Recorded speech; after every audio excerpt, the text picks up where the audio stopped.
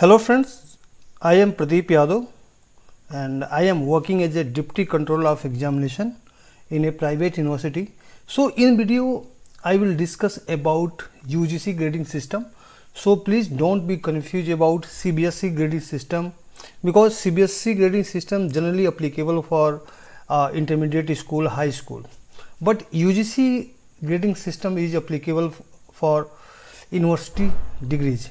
So here I am going to focus on UGC grading system. So by this grading system you can calculate your SGPA and CGPA also. So I will discuss each and every point later on in this video. So before going to SGPA and CGPA, we required to know about some point. So these are contents which I am going to cover in this video to make you understand how you can calculate SGPA and CGPA easily, and I will discuss one example also so you can easily understand. So these are contents. First one is keywords. I will discuss some important keywords which is required to know more about SGPA and CGPA. Second point is letter grade and grade points. Third is credit and credit points, because letter grade, grade point, credit and credit points are most important factor. By using these factor you can easily calculate your SGPA and CGPA. If you have no idea about letter grade and grade point, credit and credit point, so it will be very difficult for you to calculate SGPA and CGPA. Maybe it will happen you cannot calculate SGPA and CGPA if you have no idea about letter grade, grade point, credit and credit point. Here I am discussing about manually calculation of SGPA and CGPA. Now first keyword is academic year. So one academic year consists two semester. One is odd semester, second is even semester. So generally odd semester start from July to December and even semester start from Jan to June. It's depend upon, sometimes semester can be late, sometimes can be before also, but generally one academic year consists two consecutive semesters. Now semester, what is semester? Because in first point I have discussed within academic year there are two semesters, one is odd and one is even. So generally each semester will consist 15 to 18 weeks of academic work, and that is near equal to 90 actual teaching days in each semester. Okay, so the basically semester period can be 3 to 4 months, 4 to 5 months, it depends, because here we are excluding the examination period. Here we are discussing about only teaching period, because suppose your semester start from July and it will end in December, so duration is 5 months. So near about 4 months for teaching, 1 month for examination. So semester should be equivalent of 19 actual teaching days. That cannot be less than 90, because 90 is standard parameter to define a semester. So the odd semester may be scheduled from July to December and even semester may be scheduled from January to June. Now program basically in which you get degree, as like BBA is a program, BSc is a program, BTech is a program, MBA is a program, because these are definition of simple definition of program. Now course basically generally refer to paper or subject. Suppose I am studying math, so basically math is a course. Example of course, I am studying English, so English is example of course. Now there are two systems which are generally followed by Indian universities.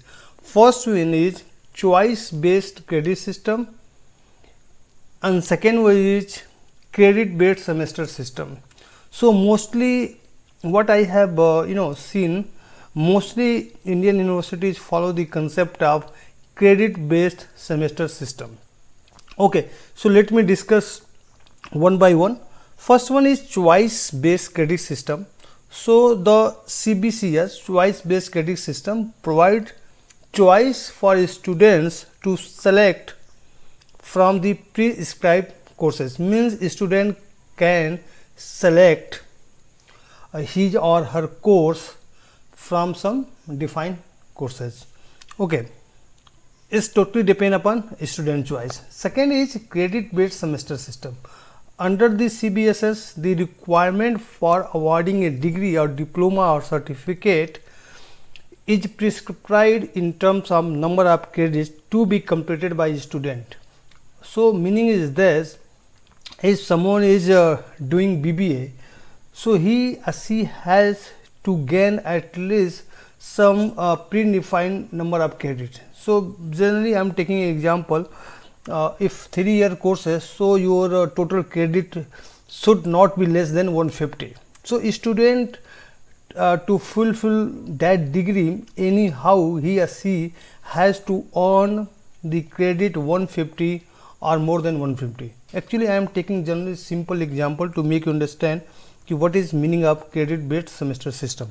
So there is a standard number of credit which is defined for each and every courses. Suppose I am talking about BBA, so there is a near about 150 credit. Means student, if student wants a degree, so firstly he or she has to score 150 credit point, then he or she will be eligible to get that degree. So that is basically credit based semester system. So mostly universities follow this concept. Now grading system. So grading system is a method which is used to assess student educational performance, and basically grades are generally assigned by letter. So here these are letter grade, and these letter grade are used to measure the performance of a student. So O for outstanding, A for A plus excellent, A is good, B plus you can say average, B is good, C is below average, and P is pass, and F denote fail. So basically these are letter grades. So the performance of a student in SAT course measured by these letters or denoted by these letters. Now grade point. So it is numerical weightage allotted to each letter grade on 10-point scale. So just look at this table. First column is letter grade, second is grade point, and third is marks. So whenever you are going to calculate SGPA or CGPA, you should have much knowledge about letter grade and grade point and marks, then you can easily calculate. So here first letter grade is O. O means outstanding, and grade point corresponding to this letter grade is 10, and marks is 19 and 19 above. Meaning is that if someone score marks in any subject या any course 90 or more than 90, means grade for these marks will be O and grade point will be 10. 80 to 80 90, grade point will be 9, grade will be A plus excellent. A very good means 8, and 70 to 79 means suppose someone score 71, means his or her grade will be A and grade point will be 8. Someone score 78 means A and grade point will be 8. Means someone score marks within this range, for that grade will be A and grade point will be 8. So these are table. Here you can see someone scored 50 to 59, so that grade will be B and grade point will be 6. So this table is basically used to determine your grade and grade point. Now credit. So credit is basically product of grade point and number of credit for course. So firstly just understand what is credit. So a credit a unit by which coursework is measured. It is determine the number of hours of teaching required per week. 1 credit is equivalent to 1 hour of teaching or 2 hours of practical work or field work. Meaning is that suppose there is a subject that is called maths and credit of maths is 3, means there will be 3 hours of teaching of math in per week. Means there should be teaching of 3 hours of math per week. If any subject X and credit of X is 5, means 5 hours of teaching of X will be happen within 1 year. So this determine the credit. If there is suppose physics lab, means 2 hours of this lab equal to 1 credit. So basically 1 credit equal to 1 hour of teaching, or you can say 2 hours of lab work. So basically this is credit, and credit point is product of grade point and number of credit. So here in list this is grade point and credit of subject. Multiplication of grade point and credit, that is equal to credit point. It is required when you are going to calculate SGPA and CGPA. Now moving forward, so the UGC recommends the following procedure to compute the semester grade point average and cumulative grade point average. So firstly we are going to look at semester grade point average. So basically semester grade point is average, you can say the measurement of performance of a particular semester, because we have already discussed there are 2 semesters in a academic year. One is odd semester and second is even semester. So whatever performance of a student lies within that semester, and that is measured by SGPA. So SGPA basically represent one semester, or you can say current semester. So it is a measure of performance of work done in a semester.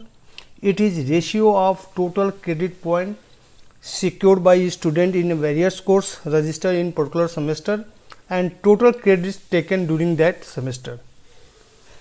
And standard practice is that it should be expressed up to 2 decimal places. So basically this is definition, and I will give you example so you can easily understand how you have to calculate your SGPA or CGPA. So here this is easy definition of SGPA.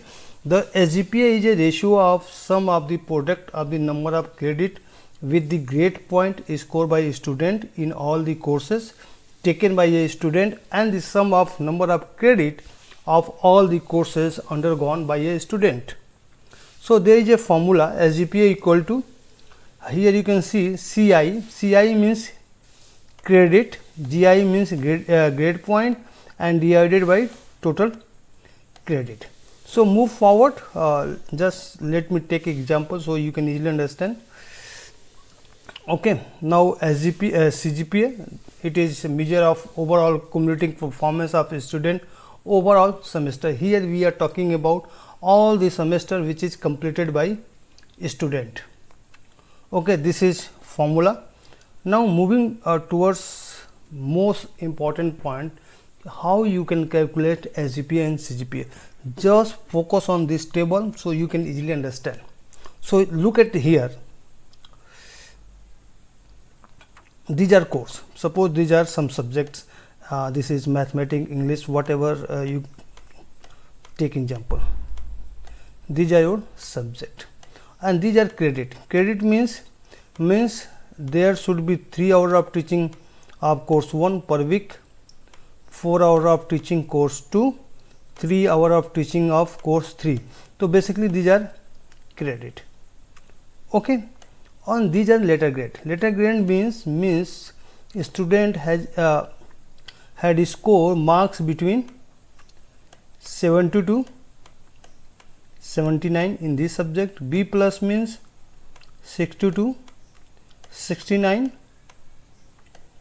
If you have remember, we have already discussed letter grade and grade point. So B means 52, 59, O means 92, 100, C means 45 to 49.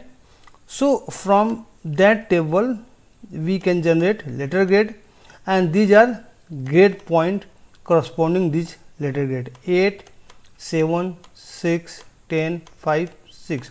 Now we have to calculate credit point. So credit point means credit into grade point. So here in this subject you can see credit is 3 and grade point is 8. So 3 into 8, 24, 4 into 7, 28, 3 into 6, 18, 3 into 10, 30. Now add these, total of these is 139 and total of all credit is 20. So this will be divided by, means 139 divided by total credit. So here we will get SGPA of particular semester. So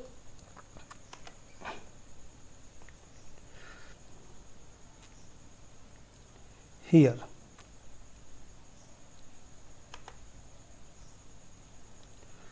look at this table. What you have to do, firstly you should have knowledge about credit of particular subject, then letter grade. If you have idea about letter grade, then you can find grade point corresponding this letter, and finally you have to find credit point. Credit point means credit multiplied by grade point.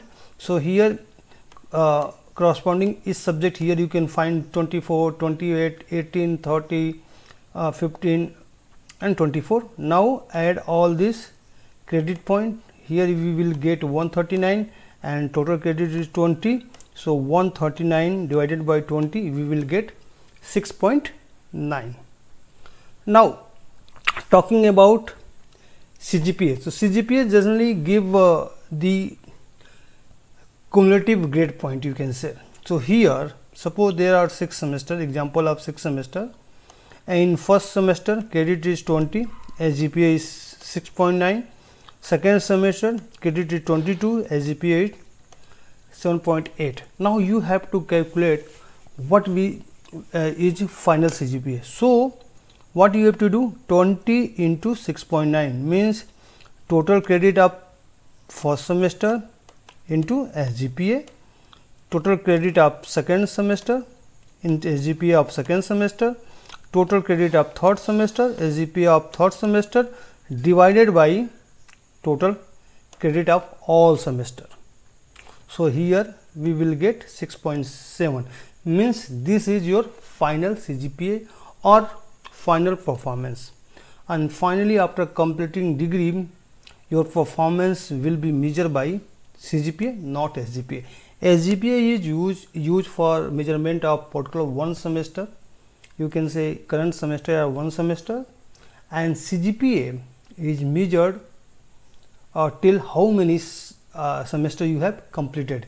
Means suppose you have to calculate performance of 2 semester, then you have to calculate CGPA of 2 semester. If you want to calculate your performance till third semester, then after 3 semester you have to calculate your CGPA. After 4 semester, after 5 semester, after 6 semester you can calculate your CGPA. So CGPA generally give performance, cumulative performance till all the semester you have completed, and SGPA generally used for a current semester or single semester. So I hope you understand each and every point regarding UGC grading system. So thank you for watching this. Thank you.